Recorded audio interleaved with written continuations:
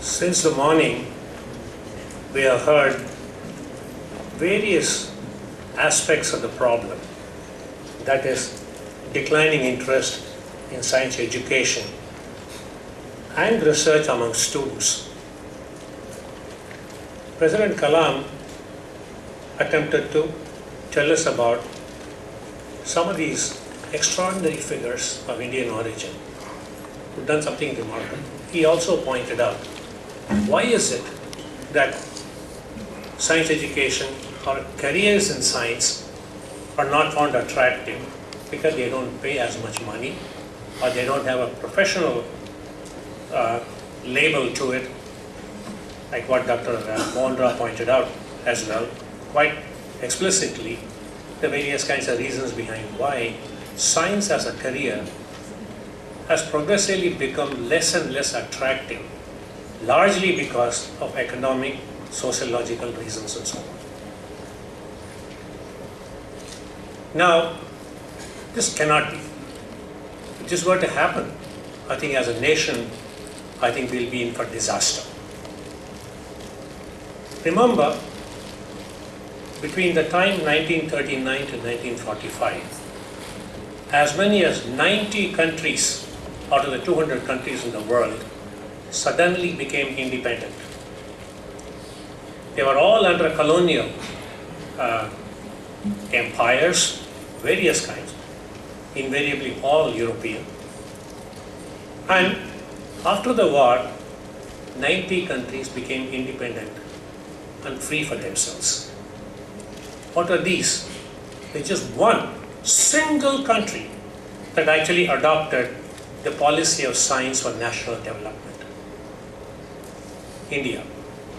Look around. It's important, I think, to applaud this. I think it's also important for us to think back and see what started as a fantastic ideal for national development, how it has been given the go-by during these 65 years. What is it that has happened? I think that's important. You cannot blame the parents because the parents want the best for their children. So it's important then that we also need to worry about how is it that we make a career in science attractive. Various suggestions were made. Maybe we ought to have a science cadre. Like you have an IAS and an IPS, you will now have an ISS. Is that the solution? Would that be the right kind of a solution we need to think about? Or will they also become bureaucratic, non-performing, just the way administrative services and finance services are? Because the moment government puts up some kind of a system, chances are the system may or may not work very well. And that's something that's really important for us to think in terms of. So we've got to own the problem. We've got to find our own solutions for the problem. We need to find and see what the history is, what the sociology has been. The history and sociology have been eminently talked about already. I don't need to go into that. The reasons behind why science as a career is not attractive is because you don't see an end point trying to see, is this something that's going to feed my children, my grandchildren, and so on. Quite appropriate in terms of parental demands for their children and so on. But then, science is not always Subramanian. Science is not always G. N. Ramachandran or C.V. Raman or so on. Science is an act. Science is a culture. Science is a questioning mind. Science also is a process by which you think logically. You do not have to have a degree. We have had, during the last 65 years, 3 science policy resolutions in this country. One was in the early 50s, later on about 30 years later, and the most recent was the one that was declared in January in Calcutta. Suddenly some new aspect has come in this last one. That is now no longer called a science and technology policy. It's called science, technology and innovation. I think it's an important point. Because innovation does not need a PhD degree. Innovation does not require a B.Tech or whatever. Innovation is something that is in everyday life. You look at a problem, you find a solution. A child does that. A villager does that. Perhaps the most outstanding example of such an innovation is the missed call. Who invented the missed call? Just look at that. It required a technology, it required an invention. Without this, there was no missed call, right? Whoever invented or innovated this idea had understood that there is something that is possible in that machine which I can now very effectively use for my purpose. That I think is an idea of an innovation. There's an outstanding man, a professor in the School of Management in Ahmedabad. His name is Dr. Anil Gupta. What he has done, he has collected as many as 850 scientific experiments that have actually worked. What is a scientific experiment? It's one where there is a problem facing you. It's not why the sky is red or blue or yellow. It is not whether necessarily the sun will disappear beyond the Chandra limit. But it is, I got a problem and I need to find a solution from existing methods of logic. Dr. Bhargava talked about astrology isn't going to help. If I were to therefore think maybe I should do for Shani Bhagavan, it's not going to work. It is not going to work. That's important. Because you need to use logic. You need to use existing methods, try and see if you can apply them, or even look at newer ways of applying by innovating on them. This I think is important. Professor Anil Gupta has collected such 850. I'll give you one example. That gentleman should have got a PhD in my opinion. Very elderly, 75-year-old man, this side of Akhanda Ganga in Patna.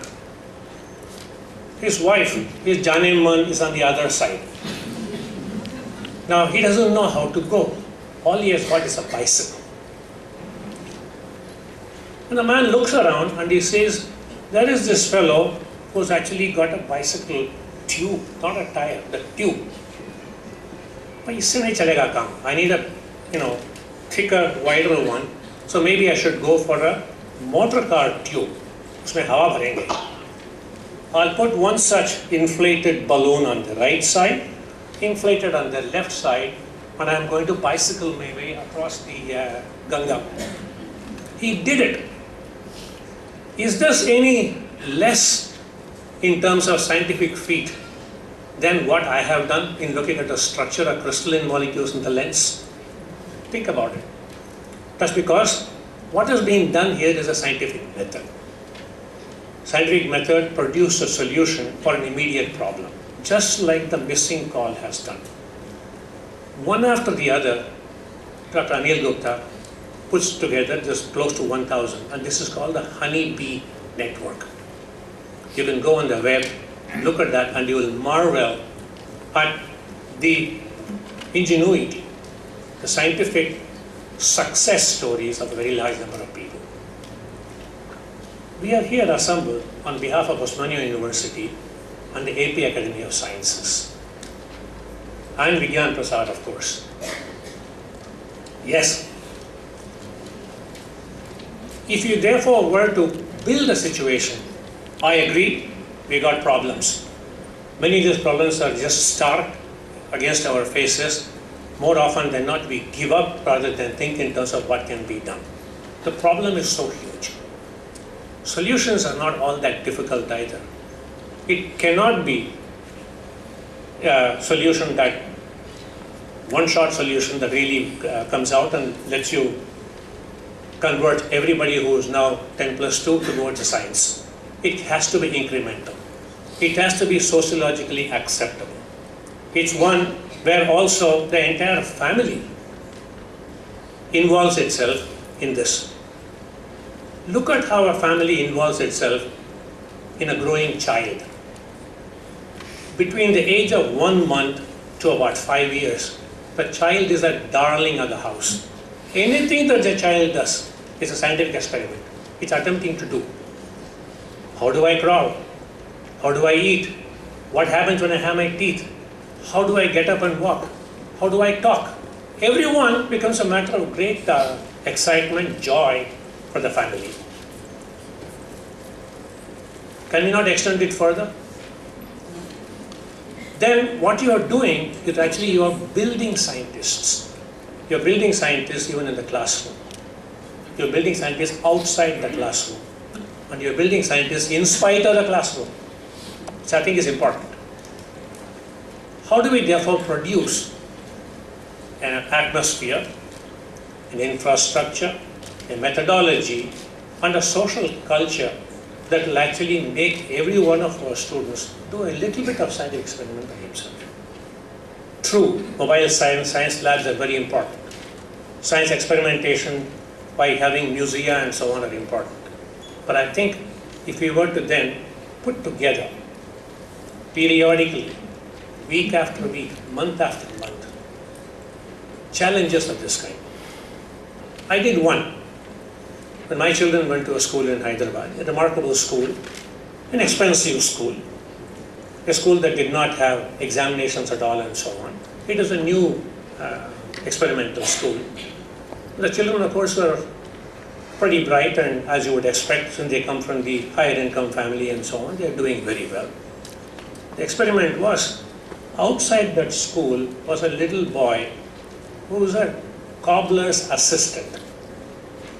All he had was just a little thing, and he would actually mark out of rubber a beautiful sole for the shoe. So I called these children from Vidyaranya. Can you do it? Okay? It was at once a challenge, it was also an insult. Not as much of an insult for the child as for the parents. But if you were to do this, you do two things. One, the first time in your life you're actually doing an experiment that was not in the textbook, yet was a challenge, because here was somebody who was doing it, who was a nobody who was doing it, and I'm not able to do that and so on. And the second, to whatever extent I did, my God, I succeeded in doing it. There is a level of satisfaction. This particular aspect of science, even if I fail in the experiment, I have done something by myself. That I think is a level of satisfaction that you never get in any other aspect. Where an experiment is attempted, even if it fails, I'll go again and do it again and so on. It is the spirit. I think it's this kind of a thing that can be awakened in each one of the students. Schools won't do it, because schools are too busy. The teachers are too busy. The teachers also, perhaps many of them don't even care. But here is the Andhra Pradesh Academy of Sciences. Here is Vigyan Prasad. We conduct summer schools. We conduct summer camps and so on. These are one-off. They're not sufficient. These are ones that must go on continuously over the period of the year, month after month. Many of us who watch, I've turned out now, thanks to Kaun Banega Karodpati, an ardent fan of Amitabh Bachchan. I didn't care for him. But you look at the way with which he was interacting with each one of the contestants. He was friendly. Whether he was right or wrong, whether he was true or just put on a show, he showed that he cared. And each one of us watched the program because we were interested in finding out of the four which one is right. Right? This is a very simple, silly, but a useful experiment. Can we have such Kaun Banega Karodpati type quizzes? Out in CCMB, two of my colleagues and I actually did, just for the hell of it. Years ago, I think about 20-25 years ago, we had 50 experiments that you can make out of an egg. It's not in the textbook. It is not in the syllabus. But if you were to challenge children to something of this kind, you will automatically make them scientifically inclined. You will not make all of them scientists. You do not wish to make all of them scientists either. What you wish to do is inculcate that scientific temper in them. That I will use logic, I'll attempt logic to address a problem, and I'll try and see if I can find a solution. That, I think, will be one of the automatic remedies that you're talking about, where the declining interest in science education is not necessarily, in fact, probably not at all among the students. I think it is more among the faculty, the school system, the college system, and the social system. And therefore, to put that together as in science education research among students is probably a misnomer. It's probably also not giving students their true right. It's probably more to do with the non-students than the students. So my recommendation, therefore, is to actually brainwash these children. You do them by such very interesting experiments. Do the experiments, it doesn't require laboratories. I'm not the only one who suggested this. There are several people who have done this, each in their own little way. I was part, while I was still teaching in a university, was part of a remarkable system in Madhya Pradesh, in a small place called Bankura, near the Narmada river right there. It was called Kishore Bharati. There will be no textbook, exactly like what Dr. Bhargava talked about, learning science part 1, all the way up to, we went, I think, all the way up to the 10th class and so on. Now, there was no textbook. People who had PhDs in physics, PhDs in molecular biology and so on, assembled together, said we will try and see how we can look at the school education system, at least in that part of Madhya Pradesh, and see how we can contribute to it. So it's called Kishore Bharati. One of the things there was, there are no lab. It's a village, and in a village, all you have is just remarkable children, and probably a bored teacher. And we said, what we will try and do, we will ask them, what's the length of this entire stage? Kaise karogi? Kitna lambai hai? Okay, 15 answers. Somebody said 2 gaj, somebody said 15 gaj, and so on. Do an experiment. Where do you go for a foot rule? So what will be your unit? What will be your scale? ISA standards and so on. One little child came and said, "ये postcard है ना जो आता है." I didn't think of it. Anil Sargopal didn't think of it. It was a little kid from the village who thought of it. Okay, he was the scientist. He was the innovator. And he was the one who then said, well, I'm going to try and do this thing. What about weights? Same. Chavanni le lijiye. A 4.5 piece is a standard weight. Okay. These are things the children know. The schoolmaster doesn't use them. So that if you want to inculcate science, interest in science, make even mini, micro, nano scientists out of these little children, start right away at the age where you think is more comfortable.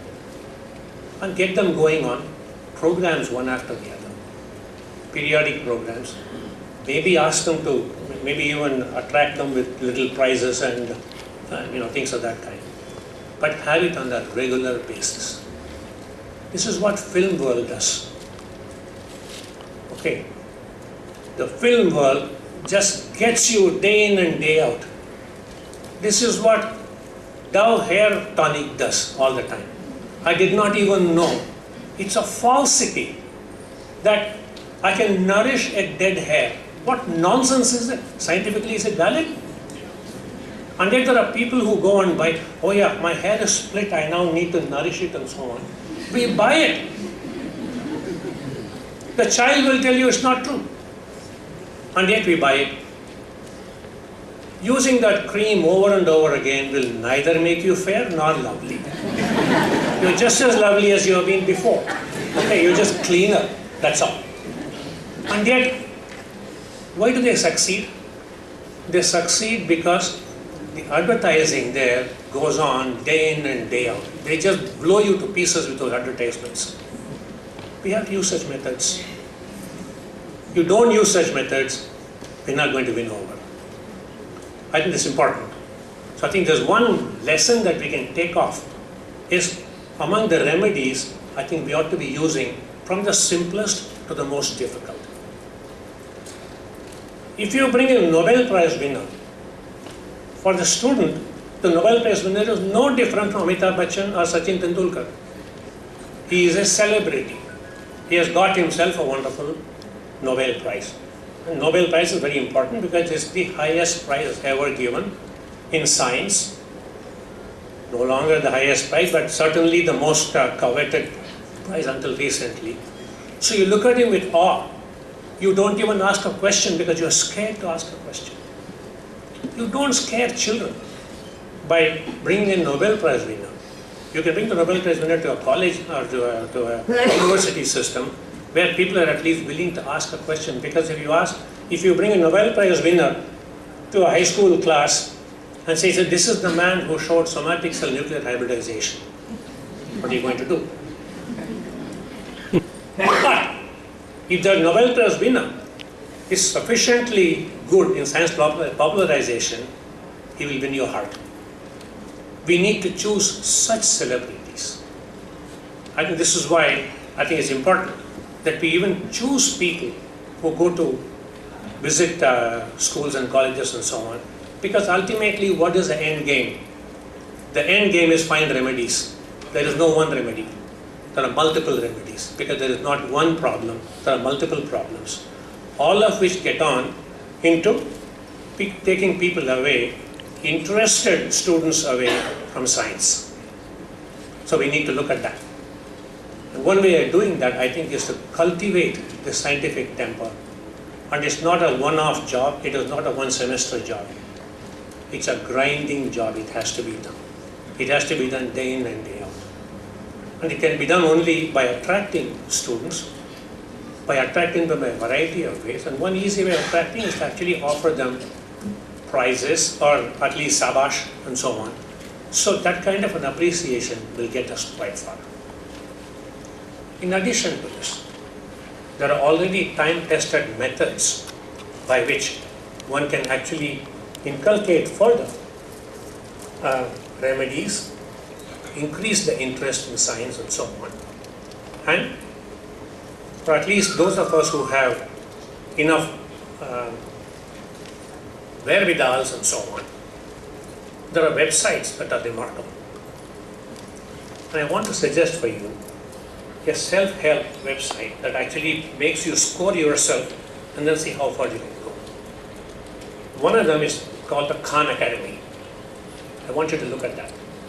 It's an open source, freely available website, Khan Academy, KhanAcademy, KhanAcademy.com. Just go and say KhanAcademy.com history. And you ask a question. Okay, who was Alexander?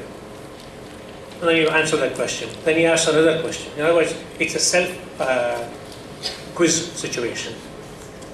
By the time you know it, you've already gone to 8th class standards. And just like mathematics is a teaser, everybody likes mathematics to the extent that they know and then they want to push a little further.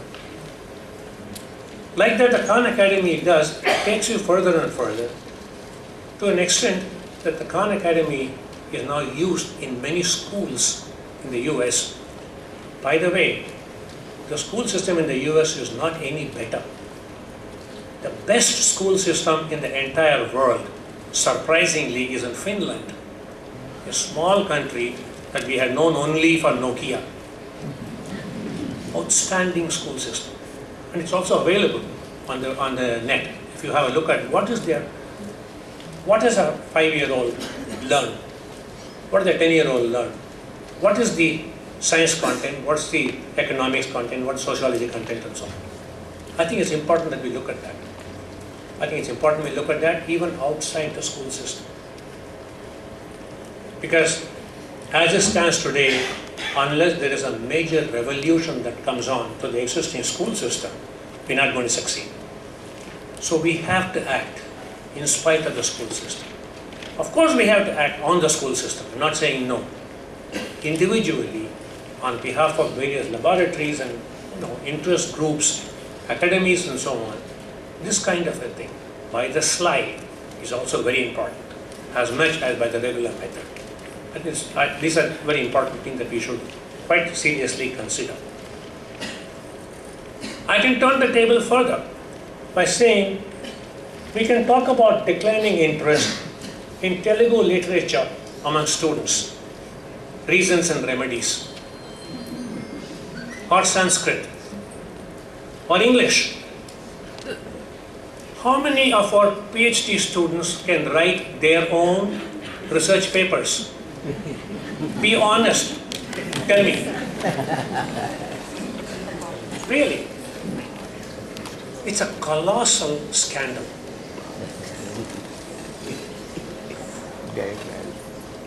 Solutions are available. You can even try and learn. There are even courses that are given in scientific English and so on. Okay. During my time, we had to learn scientific German and scientific Russian or French and so on in universities in the US. But I think we may have to even think in scientific English and so on. The reason I'm pointing this out is because we are now, as Osmania University and AP Academy of Sciences, concentrating on science education. But the trouble or the pathology is everywhere, not just in science alone, in literature, language, okay, in geography, sociology. I think we need to, it's absolutely imperative that we do something about it. And the way you do about this is both by the regular methods and by such on-the-fly methods. I think it's a very important that we try and do that. Get back to innovation. Innovation is different from invention. And invention is a product that never existed before.